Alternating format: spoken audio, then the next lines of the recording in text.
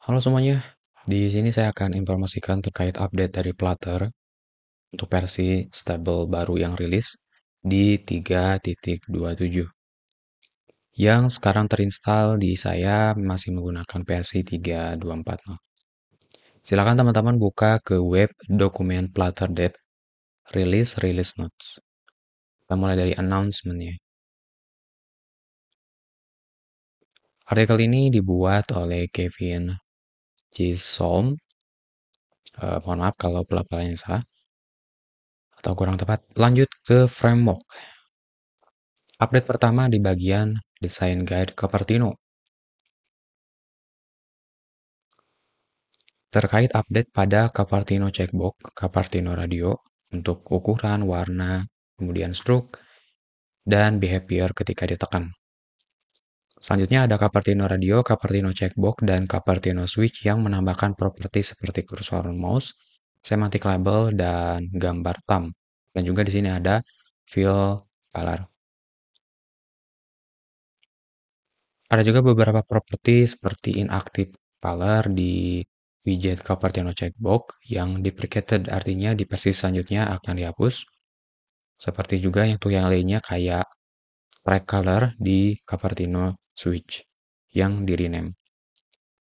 Ada Cupertino Sliding Segment Control seperti ini sepertinya baru karena sebelumnya saya belum pernah lihat.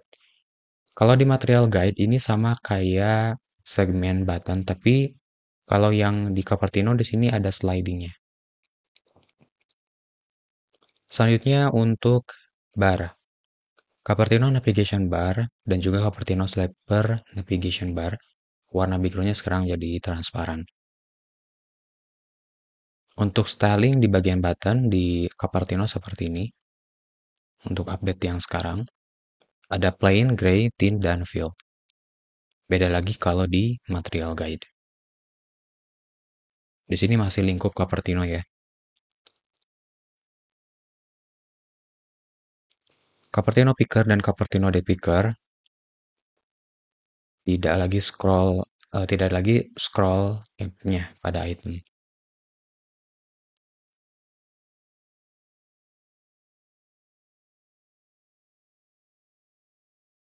Sorry, bukan tidak lagi tapi sudah ada aksi tap scrollnya. Jadi ketika teman-teman di tap, dia akan di scroll kayak gini. Pada bagian alert dialog, di sini terdapat tab slide gesture. Jadi ketika teman-teman nge-slide, nah jadi yang diseleksinya juga pindah. Yang sebelumnya hanya di tab saja, sekarang bisa di slide gitu. Menormalisasikan tema material. Yang pertama ada di tema, yang ada di dialog, dan di tab bar, yang di refactor untuk komponen yang sering digunakan itu kayak gimana. Fitur tambahan di bagian widget carousel view. Di sini ada carousel view wake. Jadi ada tambahannya. Jadi ada factory constructornya. Hasil contohnya seperti ini, teman-teman saya cek. Sekarang masuk ke bagian material, design guide material. Ada segmen button. Di bagian segmen button, sekarang sudah ada property direction yang memungkinkan untuk disusun secara vertikal, yang sebelumnya hanya ada versi horizontal saja. Sekarang sudah ada versi vertikalnya. Terus di sini juga ada more icon related property yang ditambahkan ke styling button untuk elevator button, fill button, outline button, text button, menu item button.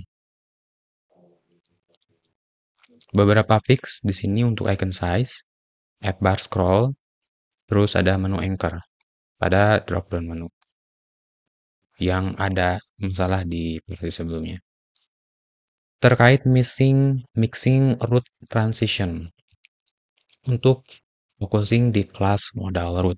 Sekarang lebih fleksibel terkait transisi di halaman sebelumnya dan halaman mendatang. Jadi di versi sebelumnya itu, kalau teman-teman mengimplementasikan transisi, nah kadangkala transisi di page sebelumnya dan transisi di page setelahnya itu kayak bentrok gitu. Yang seharusnya hanya memanggil transisi halaman selanjutnya, ini mengeksekusi transisi di halaman sebelumnya juga gitu. Kadang-kadang ya. Jadi tidak selalu kayak gitu. Nah, sekarang udah dipixkan dan di bagian modal root sudah menyediakan exit transisi builder gitu untuk setiap page-nya dan juga di mana di sini transisi masuk dan transisi keluar selalu disinkronisasi. Jadi menghindari yang tadi itu isu di transisinya itu dieksekusi berbarengan gitu. Menghindari isu. Selanjutnya di bagian text selection improvement.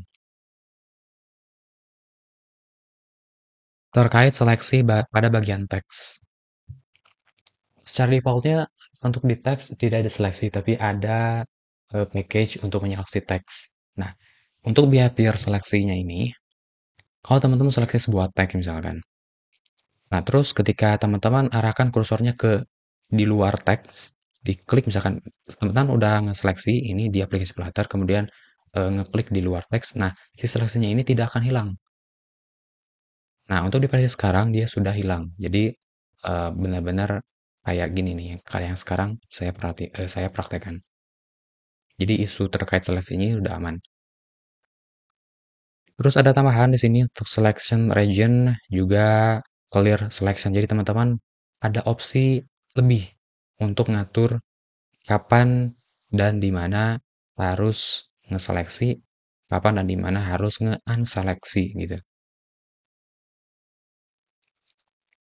Yang biasanya di sini isunya itu pada bagian render paragraph ketika ngeseleksi di window, ketika nge-resize window, misalkan seperti ini, nge-resize window, ketika teman-teman punya seleksi teks, kemudian di resize window, nah ada isunya seperti itu, nah sekarang udah aman gitu. Lanjut di bagian row dan column spacing. Sekarang di widget row dan column ada properti di sini namanya spacing. Sebelumnya, kalau teman-teman bikin row ataupun generate list, kolom ataupun generate row, teman-teman bikin children my widget, my widget, my widget, my widget. Terus antara widgetnya pengen ada spasi, teman-teman bisa gunakan sizebox width 10 atau kalau di kolom sizebox height 10, kita bisa menggunakan package gap. Tapi dengan nilai yang sama misalkan 10, 10, 10. Nah, berarti kan ini cukup redundant juga, cukup hambur gitu.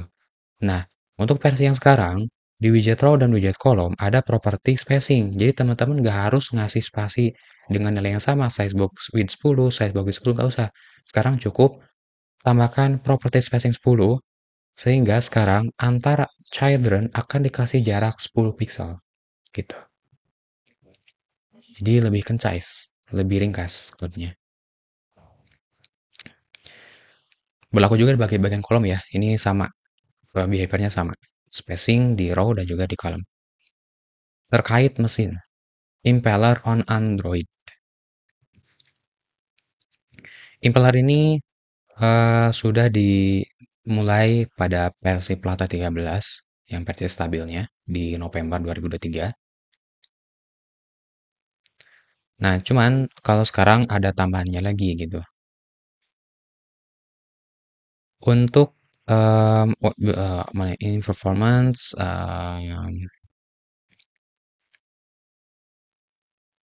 nah, jadi sekarang secara defaultnya itu sudah menggunakan render impeller di Android.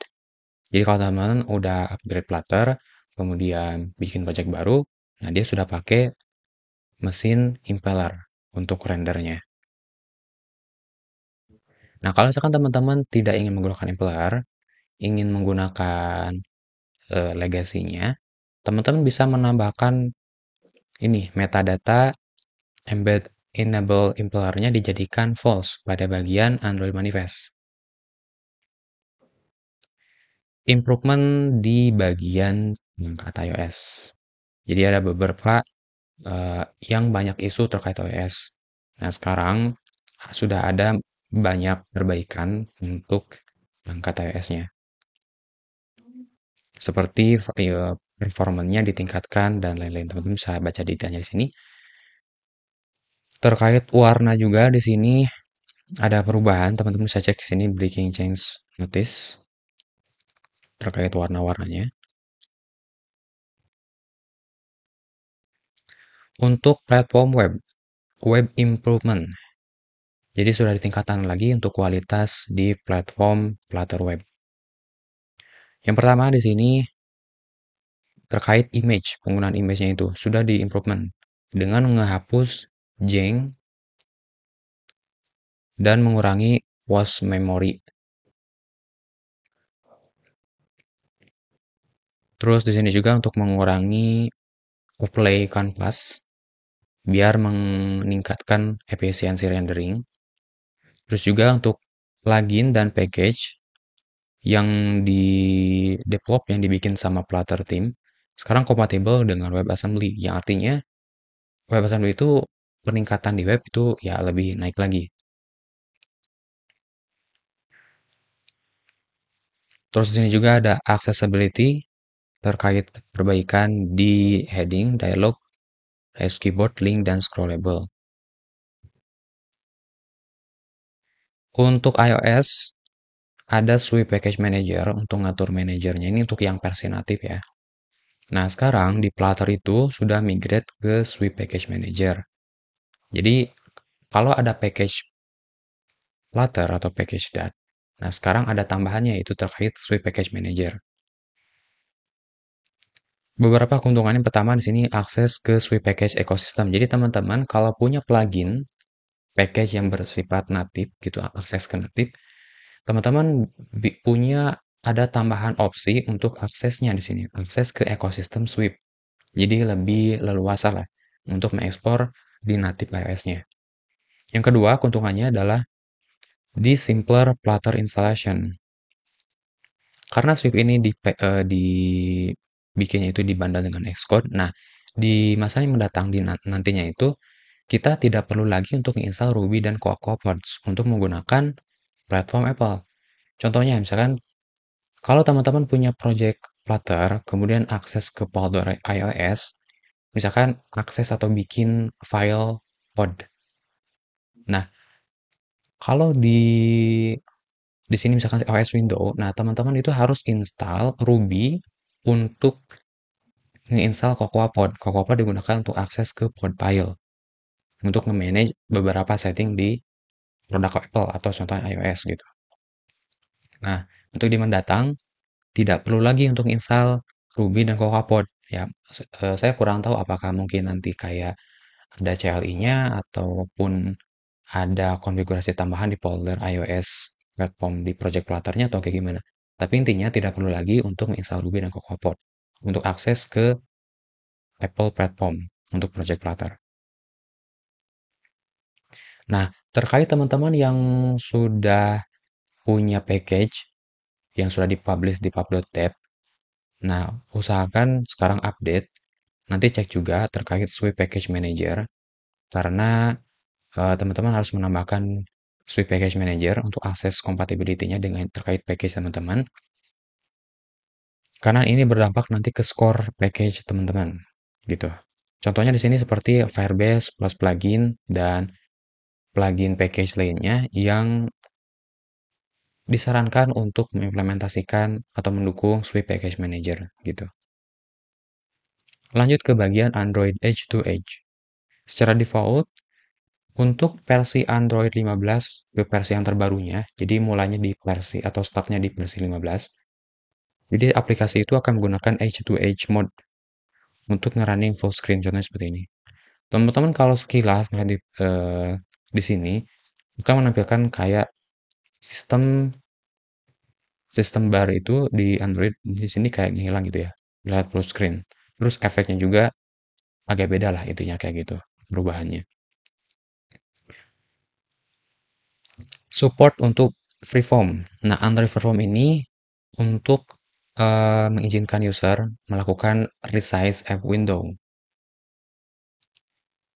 Jadi bisa melakukan kayak aplikasi itu di resize ukurannya. Untuk detailnya mungkin nanti kita perlu cek atau teman-teman perlu cek ke detailnya di sini.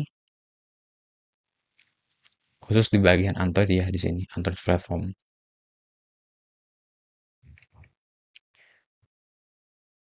Selanjutnya ada Kotlin Build Script untuk mendukung migrasi deklaratif plugin.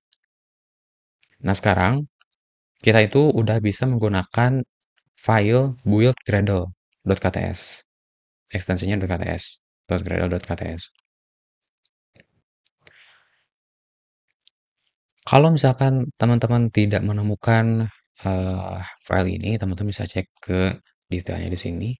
Ini untuk versi yang Flutter versi baru ya. Kalau Flutter versi 3.2.4 ke bawah mah nggak ada gitu. Ini harus Flutter versi baru. Untuk di Flutter 3.2.7 ini yang versi baru akan mendukung Gradle Legacy. Teman-teman bisa cek ke dokumentasinya di sini.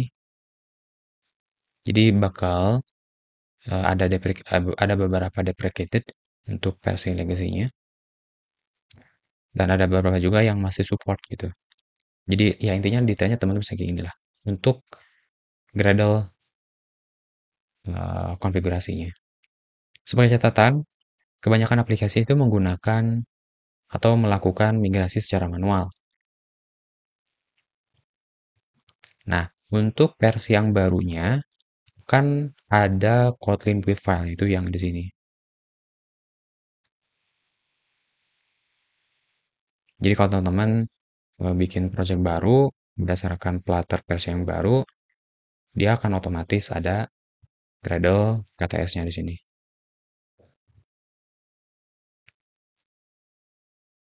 Untuk detailnya saya belum tahu, mungkin nanti kita akan coba atau lihat informasi selanjutnya. Untuk ekosistem, Flutter dan Dart Package berdasarkan pertemuan di USA 2004 kemarin di mana ini? Agustus ya kalau tidak salah.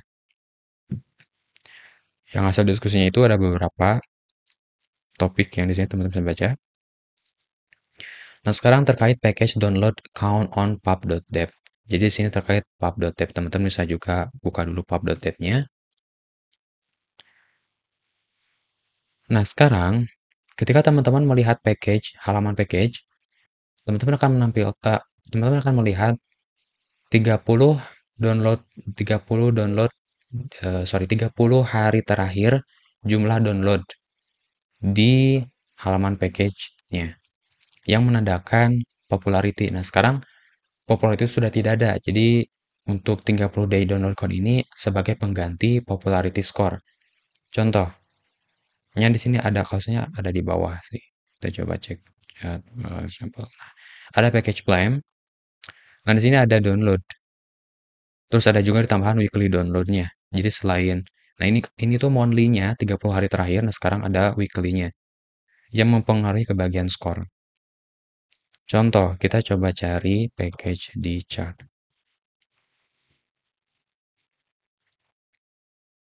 Nah, di sini. Sebelah kanan ada download. Jadi ini adalah download di 30 hari terakhir, terus ini ada weekly download-nya yang berdampak ke skor.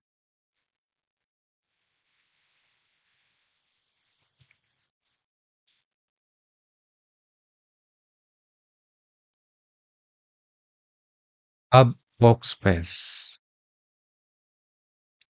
Di sini terkait ruang kerja di pub.dev-nya, development multiple red package on one repo, package analyzer which has to keep tracking. Ya, intinya ini lebih kayak terkait pubnya ya, package gitulah. Dependency next ke automated publish Flutter package from GitHub. Publish GitHub Flow, automatically publishing. Nah, ini lebih kayak CI/CD. Jadi ketika teman-teman bikin repository package di GitHub, nah terus teman-teman melakukan push ke sana, ke GitHub. Nah, teman-teman bisa melakukan otomatisasi dari GitHub itu nge-publish ke pub.dev gitu. Karena kan untuk sekarang, atau versi sebelumnya, ketika teman-teman mau nge-update ataupun nge-upload ke pub.dev itu dari terminal lokal teman-teman gitu. .pub publish. Dan sekarang teman-teman bisa menggunakan contoh GitHub. Launch Interactive Media Ads plugin, make it easy to integrate multimedia iOS Android. Terkait multimedia di sini,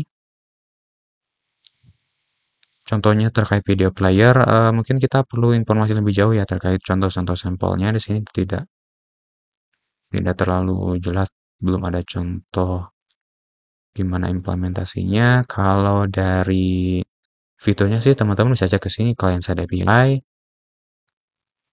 skip ads dan lain sebagainya. In-app purchase iOS macOS plugin update. Di sini terkait update untuk penggunaan pembayaran dalam aplikasi untuk iOS dan macOS. Mungkin ada kebijakan baru yang mengupdate-nya gitu. Tapi kalau dari penjelasannya sih, kalau untuk Android di sini nggak ada ya, cuma iOS dan macOS. DevTool dan IDE. Update di sininya itu teman-teman sebetulnya tinggal cek aja sih ke DevTool. Mungkin yang menarik perhatian saya di sini tuh terkait di sini nih inspektornya. Kalau saya tidak salah ingat versinya di Plata.dev, di versi sebelum itu nggak ada kayak gini, deskripsi properti lebih detailnya tuh nggak, hanya ada kayak gini saja. Jadi ini lebih informatif lah, terkait detail gitu, terkait terus di sini juga untuk widget tree-nya lebih, ya lebih enak lah untuk kelihatannya. Bacanya terus nganalisisinya juga lebih mantap lah. Di Plata.dev juga di sini kita bisa coba untuk WebAssembly. Eh, ini sebetulnya tinggal cek aja sih teman-teman langsung ya. Untuk beberapa isu terkaitnya di sini, Wasm build-nya terkait WebAssembly, teman-teman bisa cek ke sini untuk detailnya ke DevTool isu. Breaking change dan deprecation. Yang pertama di material design guide-nya. Di sini terkait warna, mungkin primary container. Nah ini nih gambarnya. Yang sebelumnya gelap sekarang menjadi agak cerah. Terus terkait border di warna di border chip.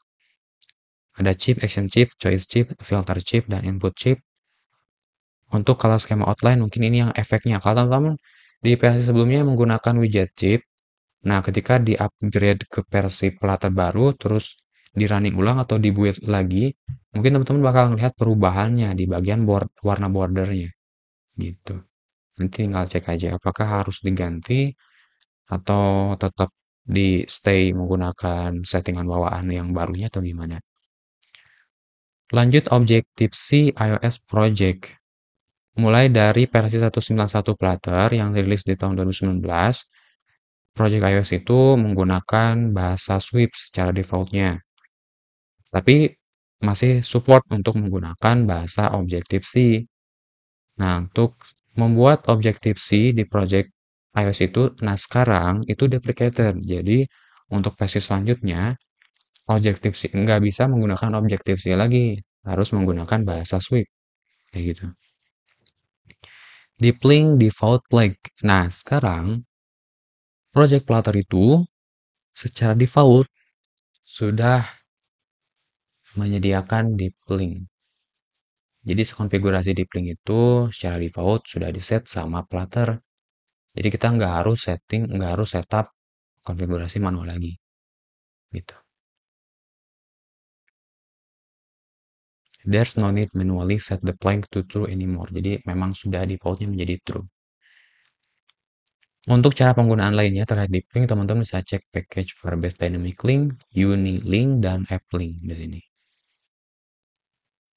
Deprecating support for older SDK in IDE. Jadi untuk IDE, contoh misalkan VS Code atau IntelliJ IDEA, untuk SDK yang lama sudah deprecate. Jadi harus menggunakan versi yang baru. Versi lama itu mulai dari versi yang berapa? Mulai dari versi 36. Nah, terus untuk versi yang di untuk sekarang kan kalau tidak salah versi data itu 35 ya. Nah, 36 itu berarti versi yang terbarunya atau Flutter versi 3.27. Nah, untuk Dart SDK yang mulai dari 3 ke bawah, bukan 3 sih, tapi yang lebih lama dari 3 gitu, misalkan 2,9 sekian ke bawah, yang dirilis, ini versi 3 rilis dari bulan Mei 2023, berarti artinya kalau teman-teman install Flutter yang versinya itu sebelum Mei 2023, nah itu sudah deprecated. Jadi sudah tidak bisa digunakan lagi. Harus segera update. Minimal versi 3 gitu. Bagusnya sih versi yang terbaru, versi 36 atau Flutter 3.27.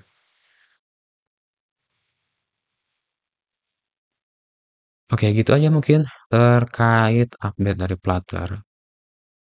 Untuk perubahan sebagai catatannya, teman-teman bisa cek ke sini. Misalkan terkait framework, ini untuk lengkapnya. Ada material OS, terus fitur engine, import Android, desktop, iOS, Android. Untuk platform ini juga detail sudah ada. Untuk migration, breaking change and migration di sini. Silakan teman-teman cek gimana cara migrasi dari versi sebelumnya, versi sekarang 3.24 ke versi yang terbaru 3.27 terkait color white game mode, remove invalid parameter decoration, manifest, deprecated, yang lainnya, terus sistem UI mode yang di Android itu yang edge to edge tadi. Segitu aja mungkin dari saya. Sampai ketemu lagi di next video.